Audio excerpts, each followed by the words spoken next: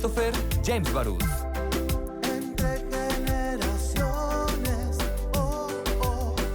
Muy buenos días, con el gusto de saludarles. Este es tu programa Entre Generaciones, el único con perspectiva generacional a nivel nacional. Mi nombre es Christopher James Barús y voy a hacer una recapitulación rápida como lo hago en cada programa.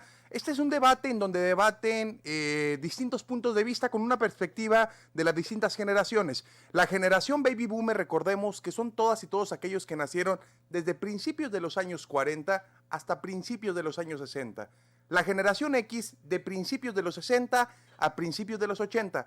La generación millennial, los que nacimos a mediados, principios de los 80 a finales de los años 90.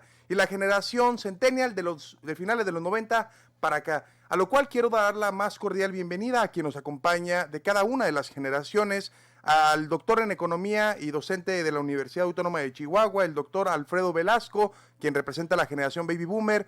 Doctor, muy buenos días. Buenos días.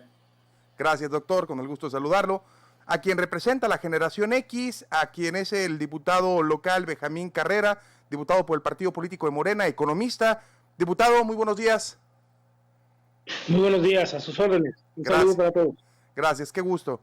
A quien representa también a mi generación, la generación millennial, Jorge Galván, economista y docente de la Universidad de Columbia. Muchas gracias, Jorge.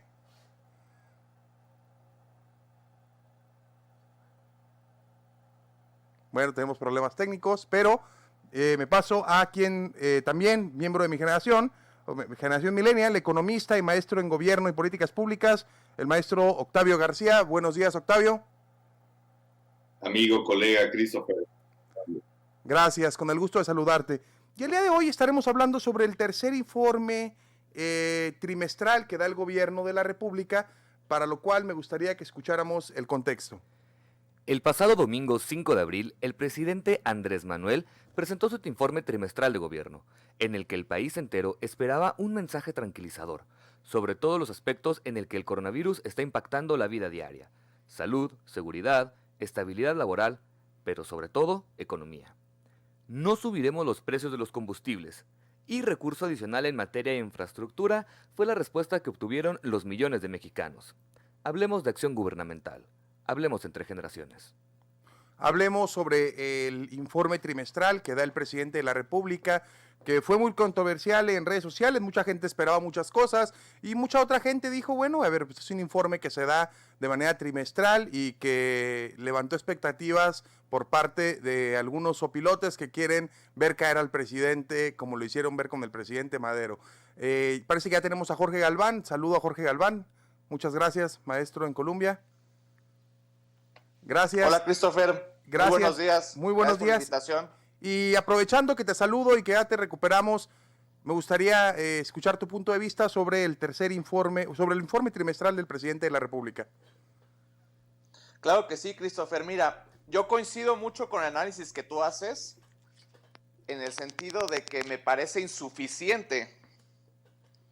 Lo que hizo el presidente nuevamente es elevar las expectativas y pues lo que vimos fue insuficiente a la crisis económica que viene. Es una crisis económica de carácter de impacto de la oferta y de la demanda, a diferencia de lo que ocurrió en 2008, 2009, y se requieren estímulos fiscales por un lado, pero también apoyos sociales por el otro. Y lo que vimos no fue una reorientación del gasto público, ni un aumento de la deuda pública, sino especificaciones sobre el presupuesto que ya está aprobado desde diciembre del año pasado. Lo que vamos a ver es un boquete financiero en términos financieros, de que vamos a requerir compensar de alguna forma los 750,000 millones de pesos que vamos a perder en esta crisis, del 1,5 millones de empleos que van a perder de esta crisis, y que no tenemos los suficientes recursos fiscales para enfrentar esta crisis. El domingo lo que necesitábamos era un anuncio por parte del Estado mexicano de que vamos a hacer frente a esta crisis económica con nuevos recursos fiscales, es decir, con deuda pública. La semana pasada, como tú bien sabes, como tu auditorio sabe, se se presentaron los precriterios de política económica para 2021. ¿Qué es esto? Es la política económica del gobierno que presenta la Secretaría de Hacienda a la Cámara de Diputados cada año, y ahí se estipula que el nivel de la deuda va a aumentar hasta 6 puntos, es decir, vamos a llegar al 52%. Pero esta deuda pública no es nueva deuda pública, no son recursos nuevos, es hacer uso de los fideicomisos ya aprobados anteriormente, y no son recursos nuevos para enfrentar la crisis. México todavía tiene cierto margen para endeudarse, y el sector privado, la banca comercial y la banca financiera han hecho distintos análisis de que necesitamos endeudarnos por lo menos otros 6 puntos, y hay margen para ello, porque estos recursos representarían el apoyo para que las personas que hoy se están viendo afectadas sean apoyadas para salir de la crisis. Vamos a perder 1.200.000 empleos en el mejor escenario. Y el presidente de la República dice que por arte de magia se van a crecer 2 millones de empleos, cuando el último reporte del INEGI de febrero determina que tenemos un mínimo histórico después de 2016 en la creación de empleos, es decir, se están destruyendo empleos antes de la crisis. Y no estamos dimensionando que esta crisis nos va a costar 750,000 millones de pesos en México. Es decir, son 4 puntos en el mejor escenario de decrecimiento, no de crecimiento, como decía el presidente de la República. Bien. Este año el mejor escenario, conforme a lo estipulado por la Secretaría de Hacienda, vamos a disminuir 4 puntos del PIB. ¿Y esto qué quiere decir? Porque luego la gente no dimensiona. Son 750,000 millones de pesos, Christopher. Es 1.200.000 de empleos en el mejor escenario. Ok, muy bien. Doctor Alfredo Velasco, ¿cuál es su punto de vista sobre lo que planteó el presidente de la generación de 2 millones de empleos y que lo comenta Galván hace un momento? Se ha venido decreciendo en empleo y vemos cómo el presidente de la República, ante el planteamiento que hace el domingo, la propuesta es incrementar a 2 millones de empleos. ¿Cuál es su punto de vista, doctor Alfredo Velasco? Sí, digo, es que de alguna manera esto que se está haciendo, hay que distinguir en qué etapa de económico estamos. Y también, por otro lado, también la situación de la... Doctor, lo estamos escuchando muy cortado. Por ejemplo, Doctor, si me permite, lo estamos escuchando muy cortado en lo que solucionamos algún tema técnico, y les suplicaría a los 3 panelistas que nos echaran mucho la mano teniendo siempre puesto los audífonos y el micrófono, porque eso ayuda a poder escucharnos mejor y a que se corte menos la interlocución, ya que ante esta pandemia, quédense en casa, son las recomendaciones. Diputado Benjamín Carrera, ¿cuál es su punto de vista, diputado? Muy buenos días. Bueno, miren, quisiera hacer algunas aclaraciones pertinentes al respecto de lo que se comentó ahorita. El domingo, efectivamente, el presidente de la República nos presenta un informe trimestral donde señala lo que ha estado haciendo su gobierno y también plantea una serie de estrategias económicas para tratar de solventar, de solucionar esta crisis que, como dice la persona o el doctor que hace rato me decía, será complejo a nivel mundial y nacional. He escuchado y leído con atención algunas críticas que se han hecho, sobre todo por las empresas grandes, por algunos consejos empresariales que dicen que no están viendo apoyo para la empresa. A mí me surgen varias dudas cuando se habla del tema de la deuda, cuando se habla de que es necesario crear deuda para apoyar a las empresas. Y pues me viene a la mente algunos temas importantes como el FOBAPROA, que nos está costando a los mexicanos cerca de 13 billones de pesos, algo así como el 43% del Producto Interno Bruto, y que implica que los mexicanos estaremos pagando esta deuda por 70 o 80 años. Bueno, no todos los que somos de la generación. Los que alcancemos con vida. No, Sí, no, digo, ¿perdón? los que alcancemos la vida para poderlo hacer. Los que alcancemos la vida, los que alcancemos tener 80 Digo, aquí años retomo más de vida, un comentario vamos a pagar desafortunado. esta Sí, deuda aquí que se hizo con la intención de rescatar los bancos, ¿no? Así es, aquí retomo, diputado, de manera paréntesis, un comentario desafortunado por el delegado del gobierno de México en Baja California, que el día de ayer dijo que surgirá una nueva familia, las que sobrevivan. Y solo te interrumpí para hacer ese comentario de manera rápida, tú haciendo alusión a lo que mencionabas del FOBAPROA. Sí, bueno, no deja uno de pensar en esos ejemplos que tenemos en la historia de la deuda, de que se nos ha dicho pues de que la solución es crear deuda para salvar a las empresas y con la intención de que creen empleo. Pero yo reviso las cifras y veo que en la población económicamente activa de nuestro país en los últimos años, más del 50% está en el sector informal. Entonces no es cierto que se están creando estos empleos por estas empresas. Al contrario, quiero dar un dato que hoy en estos 24 días que tenemos de crisis del coronavirus, se han perdido 346.278 pesos. Si dividimos las empresas en tres grandes rasgos, las empresas de 1 a 5 trabajadores han despedido 488 trabajadores.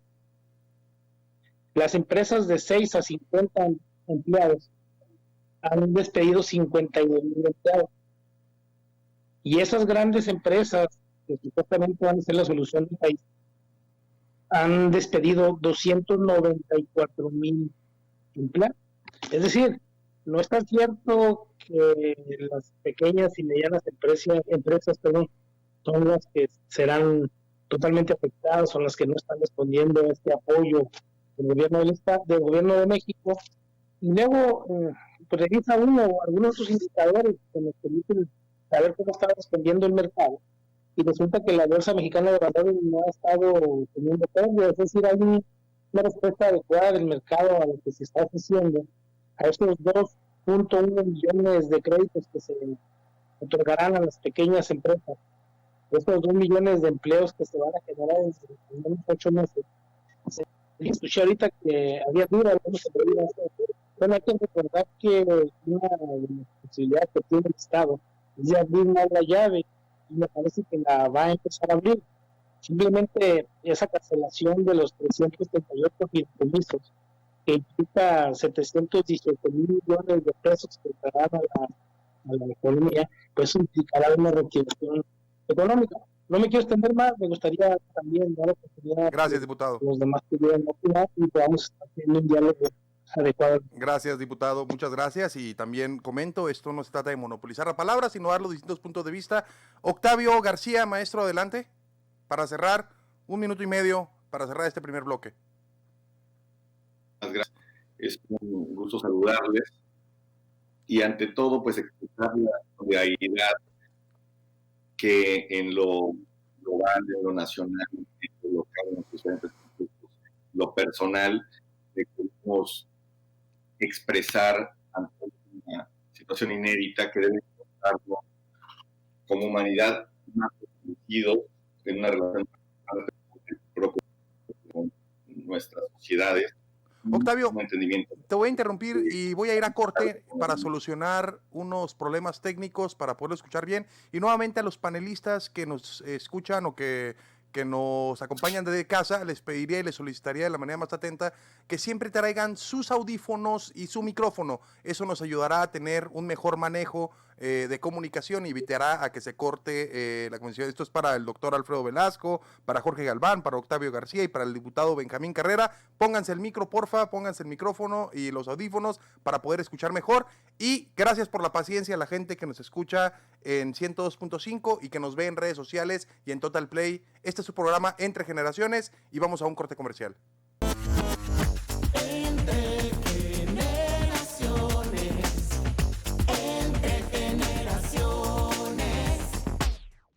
continuamos entre generaciones hablando con economistas, expertos en la materia, porque este es un tema que tiene una implicación económica, las medidas económicas para afrontar el coronavirus. Y perdóname, Octavio, te vuelvo a darle el uso de la voz, pidiéndote una disculpa porque te interrumpí un poco atrás. Y nuevamente, gracias por la paciencia a la gente que nos escucha desde casa y que nos ve desde sus casas. Octavio. Hola, ¿qué tal? No, al contrario, es un gusto. Mira, qué diferencia, güey. Oye, La importancia de traer el micro. Formato de este programa y expresar mi saludo solidario a todos que nos escuchan, a nuestros colegas en este programa, a tu equipo. Y pues ante todo una reflexión de que al término de esta pandemia, la humanidad nos encuentre mejor relacionados con el planeta entre nosotros mismos y en lo personal, en lo individual, igual, de una forma distinta de entender la vida, la economía, la política. Metodológicamente, responderé a la educativa pregunta del programa con base en el neoinstitucionalismo y la gobernanza. El neoinstitucionalismo, en términos de las reglas del juego, las nuevas reglas del juego que se requieren para el funcionamiento óptimo de la economía, no solo pre-pandemia, sino post-pandemia. En ese sentido, México está ligado en términos de reglas formales del juego a la Constitución política. La Constitución establece un informe anual que el presidente de la República debe dar ante el Congreso de la Unión. Entonces, lo que estamos analizando en este contexto es un documento presentado por el actual titular del Poder Ejecutivo Federal, fuera de la Constitución.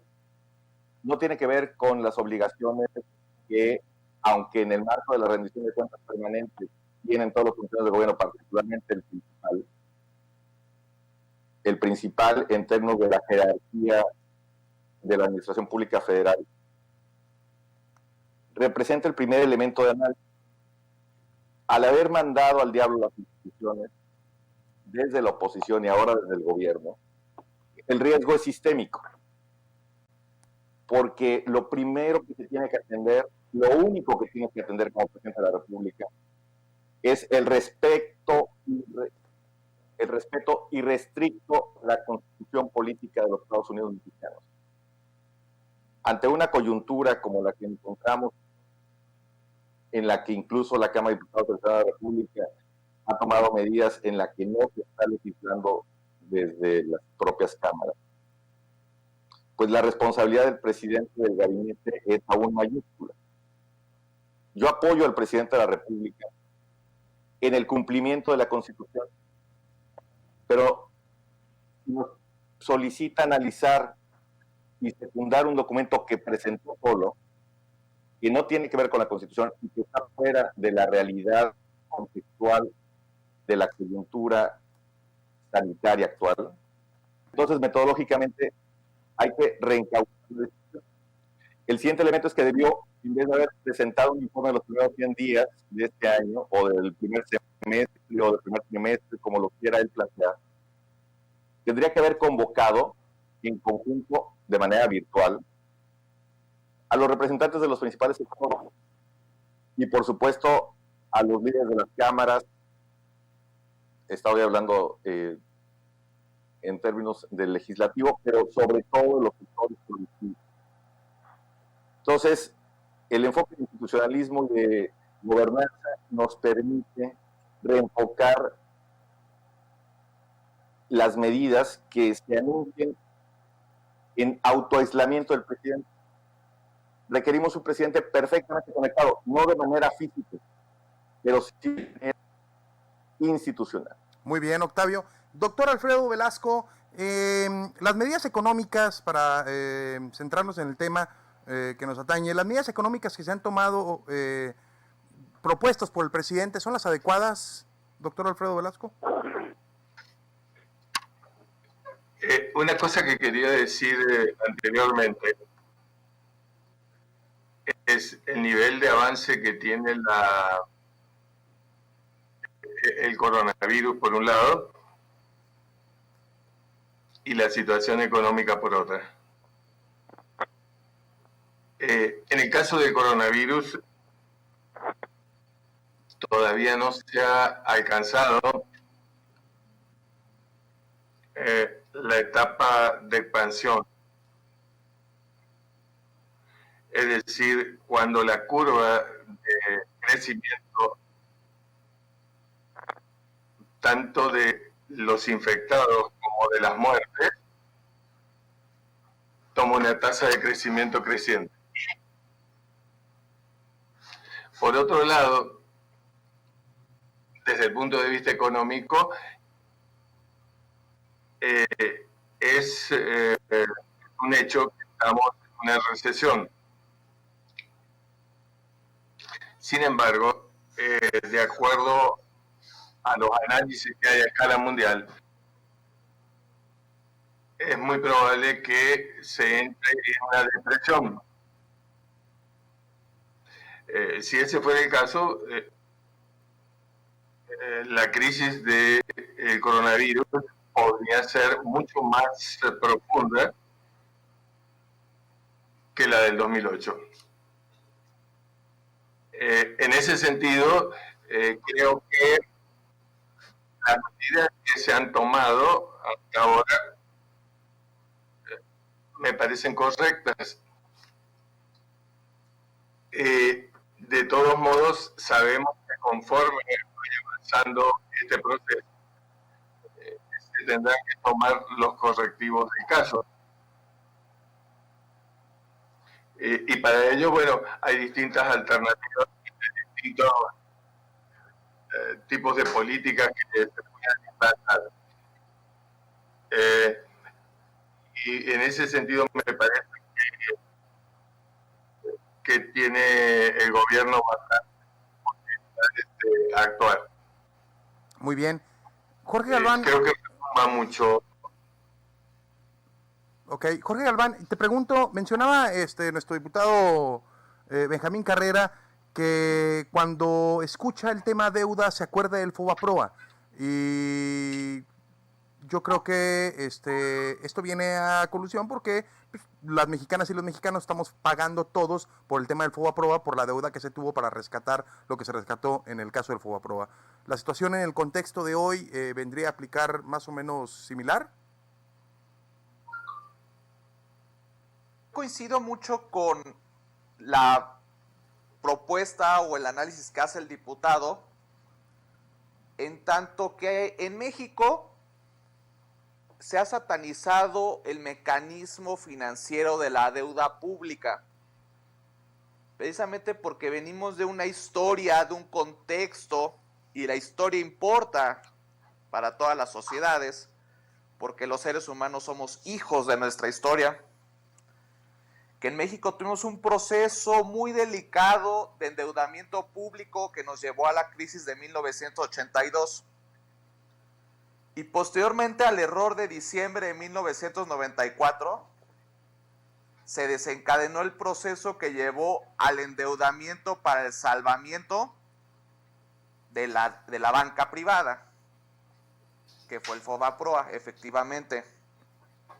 Lo que estamos observando en esta ocasión no sería la contratación de deuda pública para rescatar bancos ni a grandes empresarios. Lo que estamos viendo hoy en día es la necesidad de contar con recursos frescos, recursos nuevos, que solventen la grave crisis económica que vamos a enfrentar, si es que no ya la estamos enfrentando. Y eso lo podemos ver a nivel local, en nuestras comunidades, en nuestras ciudades, en nuestros estados. Quienes están siendo más afectados al día de hoy no son las grandes cadenas de alimentos, ni los grandes empresarios de nuestros estados. Nuestros vecinos, son nuestros colegas, son nuestros amigos o nuestras familias, quienes tienen pequeños negocios que hoy en día ya no tienen la demanda para solventar el flujo. Y eso quiere decir que no se puede pagar sueldos, no se pueden pagar salarios. y en ese sentido se detiene la economía, si es que no empieza a decrecer, como vamos a ver en los siguientes meses. Por lo tanto, la contratación de la deuda es obtener recursos para apoyar el lado de la demanda de la economía, es decir, a la gente, pero también el lado de la oferta, a los pequeños empresarios que están siendo afectados, que también es la gente. Veamos los recursos que estamos siendo utilizados. Son los 100,000 millones de pesos de los fideicomisos. Pero 65,000 millones de pesos se van a ir a Pemex. No se vaya a la gente. Necesitamos recursos que vayan a la gente. Hoy en día yo coincido mucho con mi profesor Joseph Stiglitz, que hay que empezar a hacer transferencias directas a la gente. Podríamos utilizar el pago de un año de Dos Bocas, del Tren Maya, de la estación de aviones de Santa Lucía, para financiar apoyos a la gente. Yo coincido mucho con el señor presidente de la República, de que la salvación de México será y pasará por primero los pobres. Pero hoy estamos viendo políticas económicas que van a empobrecer aún más a los más pobres. Necesitamos transferencias directas financiadas con deuda pública. Diputado Benjamín Carrera, Sí. ¿cómo afrontarlo y qué hacerlo? O sea, ¿cómo afrontar el pequeño empresario? ¿Cómo lo va a afrontar el dueño de la taquería, el dueño de la tienda, el dueño de todo esto en esta avalancha que como bola de nieve va a aumentar y va a aumentar y va a aumentar a final de cuentas? Sí, bueno, yo coincido con lo que se ha estado comentando. Es necesario fortalecer la demanda interna. Para eso, evidentemente, ayuda mucho a limitar recursos.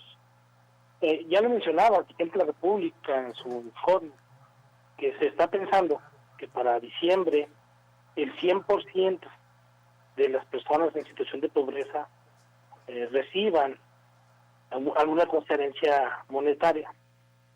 Se habla de que se va a llegar, o que está llegando a cerca de 22 millones de personas pobres en el país que pudieran tener un ingreso para poderlo utilizar.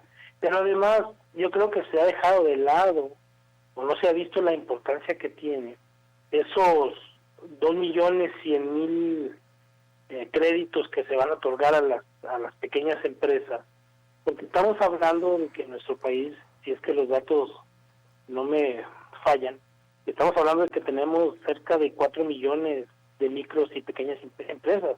Es decir, se va a llegar al 50% de las empresas con créditos que pudieran reactivar la economía. Miren, por ejemplo, aquí en Juárez, efectivamente tendremos un problema fuerte con el tema de que estén paralizadas algunas maquiladoras. No todas las maquiladoras van a pagar el 100% de los sueldos a los trabajadores. Eso es cierto. Y muchas empresas que están en el sector informal se van a ver afectadas. Pero al haber esta inyección de recursos, al haber estos créditos a las empresas, al haber estos apoyos a las personas en condiciones de vulnerabilidad, esto podría implicar un crecimiento de la demanda agregada y por lo tanto se activaría de nueva cuenta la rueda de la economía. Yo quiero dejar bien claro un tema. Este problema económico que tendremos será largo, no va a ser un mes. Si pensamos que el gobierno de México está pensando en que únicamente tendremos problemas por un mes, pues es un error. Este problema va a durar más tiempo y yo alcanzo a entrever entre las palabras del presidente que se están preparando para un escenario de largo plazo. Por lo tanto, no van a apostar todo al primer mes. Y además dejó ver entre líneas que no está totalmente cerrado a la contratación de más deuda. Dijo, y lo dijo textual, vamos a hacer hasta lo imposible por no contratar más deuda. Pero me parece que si la situación económica, como se ve, durará prácticamente todo este año, pues habría que pensar en otro tipo de medidas. Estas medidas económicas, me parece, no están escritas en piedra y se pueden ir modificando. Y ya se está dando, ya se está reuniendo con los empresarios, se reunió ayer, se reunió antier con los empresarios para seguir discutiendo estas medidas. Muy bien, diputado. Octavio García, las medidas y el apoyo que menciona el diputado y que menciona, que cita al presidente del anuncio que se hizo el pasado domingo, ¿son las adecuadas y son las necesarias para apoyar al micro y al pequeño empresario durante estos meses? Y como bien lo dice el diputado, el presidente de la República lo que plantea es a largo plazo para tener una pronta recuperación de la problemática que se venga y no que no nos gane la inmediatez de buscar un apoyo desde ya. Octavio. Ok, en términos de los costos económicos, los efectos directos en los sistemas de salud y efectos indirectos en la sociedad democrática. En esta, la suspensión de la actividad productiva en educación, comercio, turismo, transporte, agricultura, recursos humanos y, por supuesto, un grado de mayor desempleo. Los efectos de corto plazo que se observan en todas las economías de América y el mundo. Por supuesto que es mayor desempleo, menor salario, mayor nivel de pobreza, un ataque a los sistemas de salud, por supuesto, mayores costos de organización y desigualdades de acceso. En el mediano plazo, quiebra de empresas, inversión privada, por supuesto, un menor índice de crecimiento económico y una menor integración de la cadena de valor. Las medidas que México micro y macroeconómicamente debe de enmarcarse en la respuesta que la OCDE tiene. Recuerda que somos parte de ellos, las economías líderes en el mundo por su tamaño, y la OCDE pues ya acostumbró, por decirlo en términos eufemísticos, medidas. Entonces, destaca 6 medidas en el más reciente informe que presentó ante esta contingencia. Primero, renunciar o diferir las contribuciones a la seguridad pública de los trabajadores. Segundo, proporcionar concesiones fiscales a los trabajadores de la salud y otros sectores relacionados con emergencias. Tercero, tiempo para tratar asuntos fiscales, el aplazamiento de pagos de IVA, aduanas e impuestos especiales por artículos importados, acelerar las devoluciones fiscales y diferir o ajustar los pagos anticipados requeridos del ISF de las empresas. Esto me parece más a lo que presentó el coordinador empresarial. Entonces, no es un sobredebate interno, sino debe y puede y tiene que entender la de esta crisis en el marco internacional para que nos vaya mejor. Muy bien, doctor Alfredo Velasco, esta medida vendrá a ayudar el apoyo directo durante estos meses, pero el presidente realmente está pensando a largo plazo. Yo creo que tiene la oportunidad de hacerlo. Por ejemplo, coincido que se incrementar esto, pero debiera ser en la medida de lo posible el endeudamiento interno, no externo.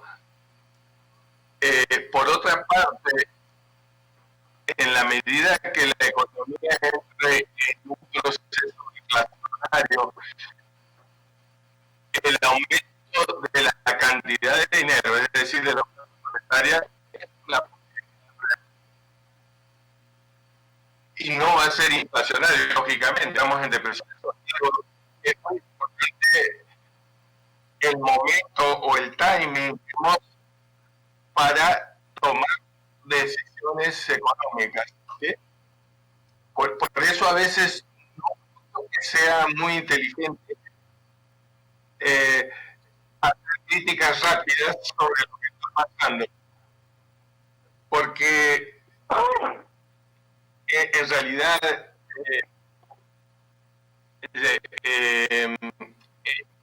estamos en una situación muy cambiante.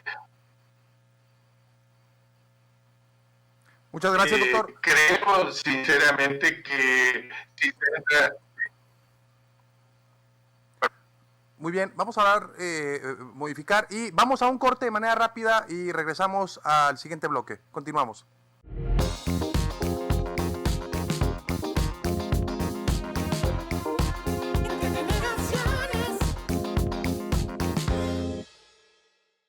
Entre generaciones, y en este tercer y último bloque yo quisiera hablar con nuestros panelistas y que nos echen la mano los 4 panelistas a aterrizar lo más que puedan a las personas comunes que el día a día vamos y compramos a un mercado, vamos y compramos a la tienda, vamos y compramos a un establecimiento. ¿Qué va a pasar con los pequeños y medianos empresarios? Es decir, el SAT no aplazó ni ofreció alternativas de la declaración anual, y existe un descontento por parte de los pequeños y medianos empresarios. Que no olvidemos que los pequeños y los medianos empresarios representan el 52% del Producto Interno Bruto. Es decir, no apoyar por una parte, yo creo que el apoyo que se ha venido planteando es hacia un segmento de la población de clase media, baja y paupérrima, de pobreza paupérrima, que está muy bien hacerlo. Y también vemos cómo el presidente de la República tiene reuniones con los grandes empresarios. Y aquí la gran pregunta es, ¿qué pasa con los de en medio? ¿Qué pasa con el pequeño y con el mediano empresario ante tal descontento, el no tener ingreso para poder pagar su renta, para poder pagarle a su colaborador? Y el SAT no aplazó ni ofreció ninguna alternativa. Es decir, no todos pueden hacer home office como mucha gente lo plantea. ¿Qué se puede hacer al respecto y cuáles son las consecuencias, Galván? A ver, Christopher, voy a empezar por lo más alto, lo más etéreo, y voy a tratar de aterrizarlo a la vida diaria de las personas en México.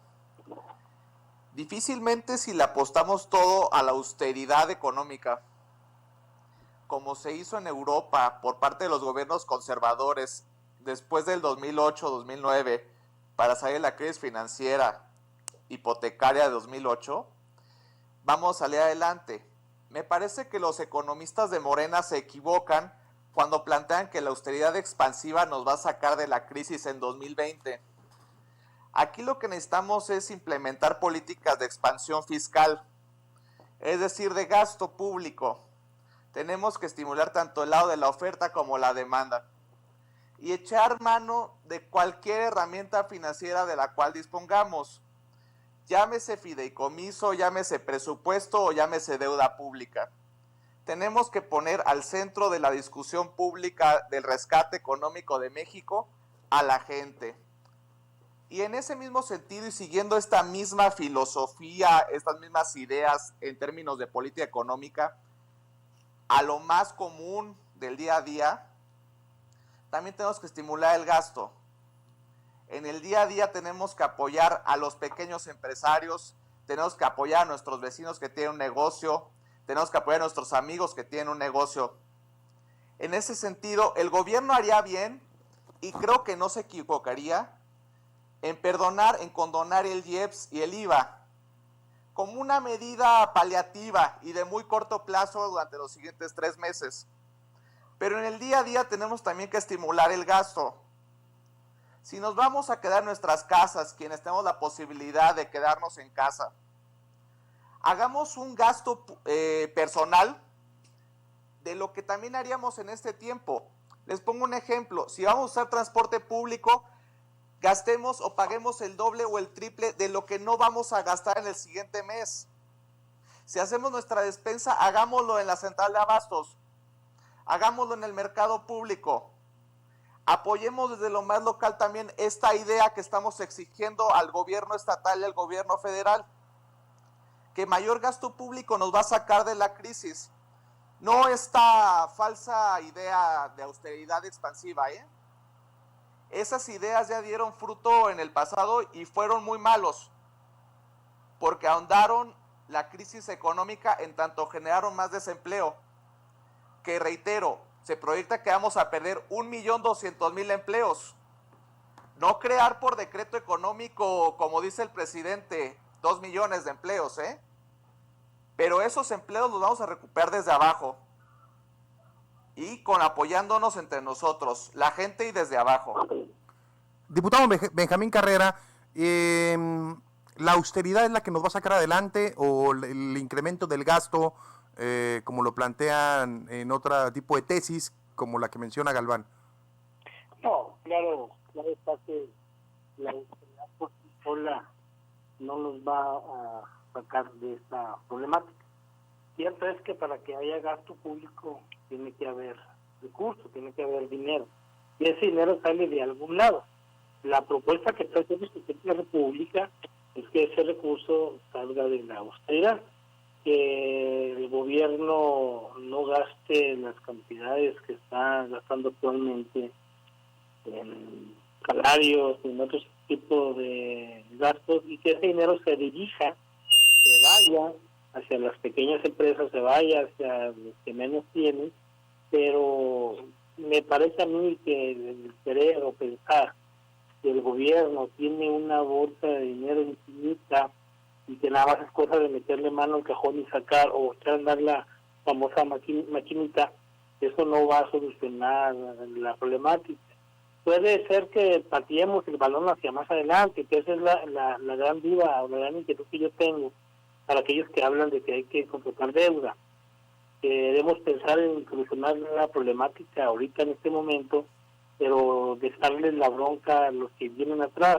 A mí me parece que pensar únicamente en el tema de la deuda implica algo así como secuestrar los impuestos de las generaciones, los millennials y de los demás actores generacionales, y me parece que no es la solución. Se habla de que no se van a crear 2 millones de empleos por decreto. Claro que no, jamás se dijo eso por el presidente de la República. Entonces yo pregunto, diputado, ¿cómo se plantea crear 2 millones de empleos cuando ha venido un decrecimiento de generación de empleos en los últimos meses? ¿Cómo viene la reactivación económica? La estrategia que se está planteando por parte del gobierno de México es, ya lo decía hace rato, crear esos 2 millones de créditos, pero también está por anunciarse, me parece que el día de hoy o mañana se va a anunciar un programa donde se van a invertir o se van a soltar por parte del gobierno una serie de contratos por 339 mil millones de pesos para la parte energética, para el sector energético. Eso evidentemente va a generar una cantidad importante de empleos a lo largo y ancho del país. Además hay que recordar que se está generando una serie de programas por parte del gobierno de México que están generando empleo para muchas comunidades. Es importante entender un tema básico que me parece que no se ha estado o que no se pone sobre el tapete de la discusión. El país ya no está aislado, el país depende de una serie de condiciones económicas externas que necesariamente modificarán el desempeño económico del país. Eso no se toma en cuenta, a menos que se quiera pensar que lo correcto es cerrar las fronteras, porque me parece que eso no podría ser la solución, sino que hay que pensar en una estrategia más global, y es, me parece a mí, puedo estar equivocado, de luego, lo que está apostando el gobierno de México, pensando en tener ciertas medidas en el mediano y largo plazo, no pensar en solucionar este mes, porque si no tendríamos una problemática un poco más adelante que podría ser una crisis más profunda que lo que se está observando. Muy bien. Octavio, las consecuencias de los empresarios, ¿qué tan bien librados podemos salir con las medidas implementadas por el gobierno federal? El ciudadano común de todos los días.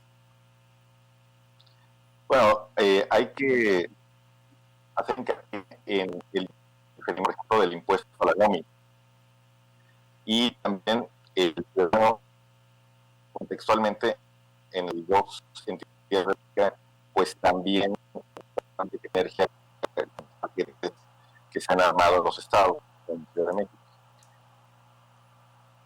A un análisis publicado hace unos días en El Economista, los mejores paquetes económicos a nivel estatal son los de Aguascalientes y Querétaro. Y otra beta que tienen los medios es negociar con el gobierno federal el diferimiento del pago del gobierno federal y con la banca comercial el diferimiento del pago de la deuda. Ahora, coincido con el amigo colega Galván, que es la holgura, tanto mental como financiera, la que en este momento debe ser el método. La palabra austeridad, políticamente apegado, tiene un razonamiento de cabalidad fuerte, pero este momento es de ciencia por parte de la salud y de ciencia por parte de la economía, no de ideología por parte de la parte. Entonces, cuando tienes austeridad en el manejo de programas públicos destinados a, por ejemplo, los que se cancelaron de guarderías infantiles, está teniendo efectos contrarias a los objetivos que querías popularmente. En el día a día, el ciudadano podemos hacer observatorios de desarrollo micro para que en efecto colonia por colonia va a retornar la elección por manzana de nosotros. Sí, doctor Alfredo Velasco, ¿qué tan bien librados vamos a salir después de esto? O ahora yo me pregunto en las últimas semanas, ¿habrá un después de esto o esto es realmente si es un antes y un después y las medidas económicas que se están planteando por parte del gobierno federal son las adecuadas y están a la altura, así como los anuncios que se han venido haciendo en otras partes del mundo? Bueno, creo que los anuncios que se han hecho en otras partes del mundo tienen mucho que ver con el tipo de país. Creo que, por ejemplo, nosotros no podemos compararnos con Estados Unidos en ese sentido. Por ejemplo, en Estados Unidos sí ha habido un crecimiento de la oferta monetaria en forma importante, que es un poco lo que digo, que si entramos en un proceso deflacionario, esto no sería un problema económico para financiar parte del gasto. Creo también que algunas de las cuestiones que se han comentado son correctas. Por ejemplo, la inversión en el sector energético, si entramos en un proceso depresivo de la economía, es fundamental.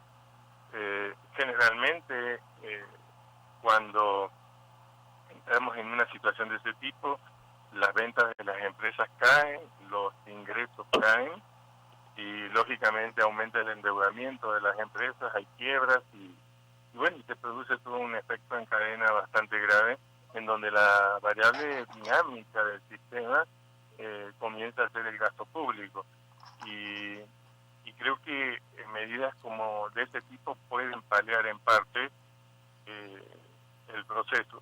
Sin embargo, va a haber que seguirlo de cerca a todo esto para seguir metiendo paliativos. Yo creo que el gobierno tiene alternativas y me imagino que actuará en consecuencia conforme se vayan presentando estas situaciones.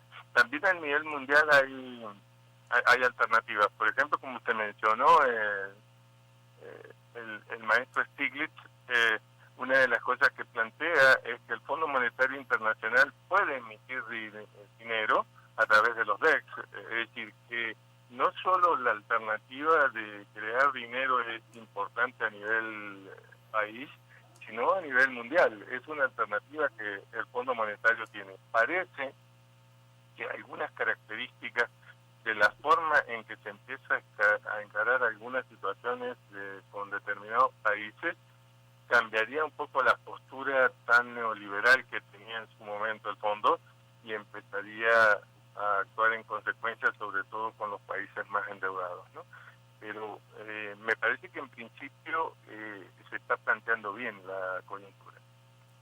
¿Qué opinión tienes, Galván, ante la exigencia que se ha venido dando por distintos segmentos de la población de cancelar las obras mencionadas por algunos faraónicas y ese recurso, o no cancelar, sino posponer para con ese recurso poderlo usar como paliativo en estos meses y apoyo directo a la ciudadanía en estos meses? Sí, yo nada más quiero reiterar que para salir de la crisis vamos a tener que echar mano de todos los recursos que tengamos disponibles. Si es deuda pública, si es cancelación de proyectos, si es presupuesto, si es fideicomiso, adelante. Primero hay que poner la vida de las personas, hay que salvar las más vidas posibles durante la crisis sanitaria y al mismo tiempo no comprometer nuestra economía. Si seguimos la idea de defender la vida, defender a las personas antes que a los bancos, tendríamos también que aplicarlo a los recursos que se podrán ahorrar de posponer el pago de un año por lo menos de los proyectos faraónicos del señor presidente de la República.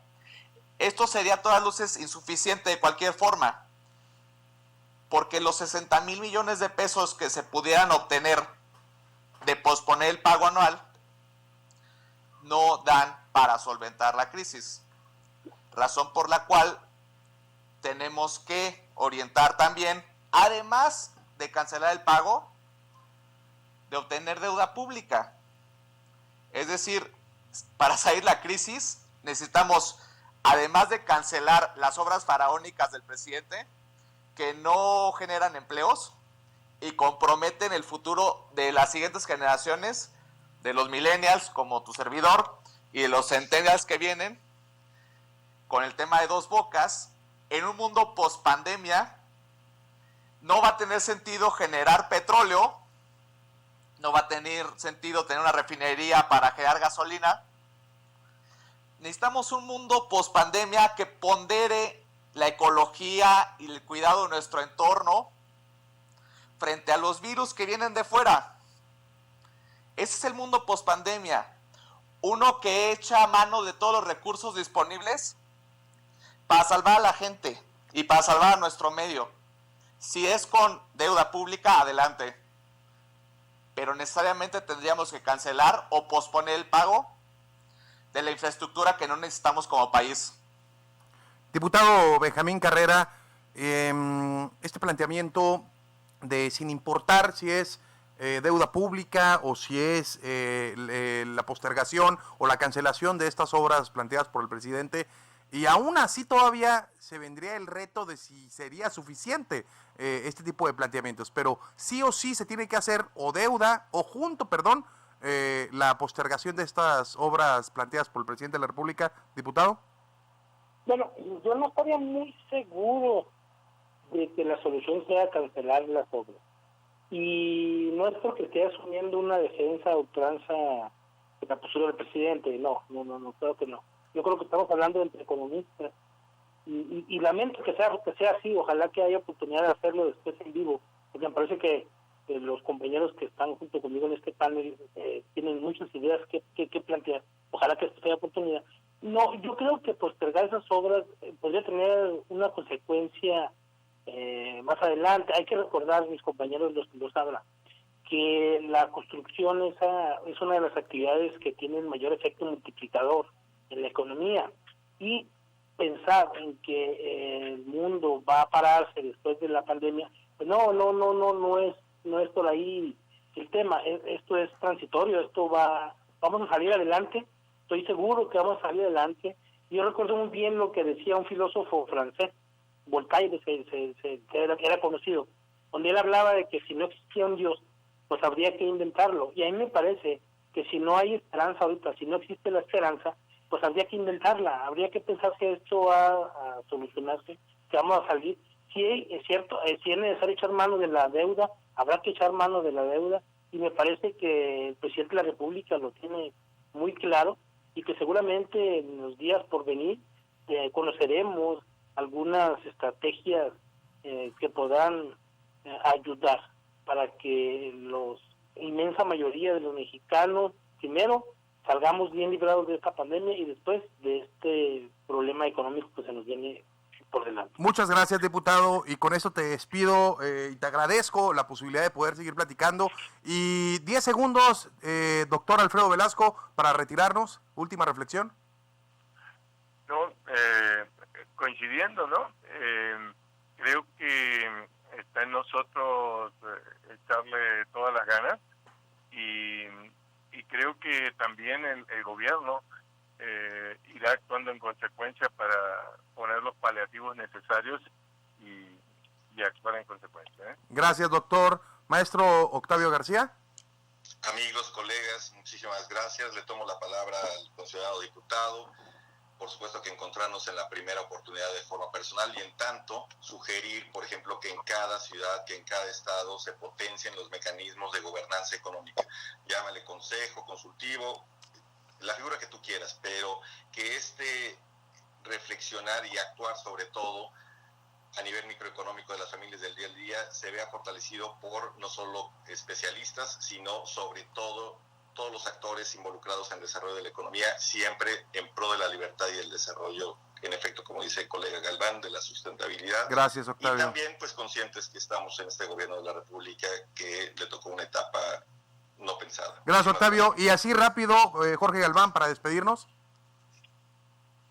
Nada más esperando que el presidente de la República reflexione, use estos días para la reflexión y ponga por delante a la gente y a primero a los pobres, porque van a ser los más dolidos por las políticas económicas que está impulsando. Gracias, Jorge, gracias, Alfredo, gracias, Octavio, y gracias, diputado Benjamín. Este es tu programa Entre Generaciones. Mi nombre es Christopher James Barús. Nos vemos la próxima semana y no se les olvide que a esta vida venimos a ser amigos, a hacer historia, pero sobre todo a esta vida venimos a ser felices. Quédate en casa, nos vemos la próxima semana.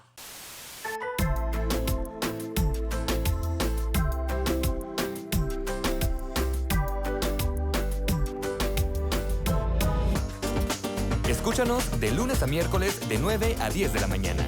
Entre Generaciones, con Christopher James Barús.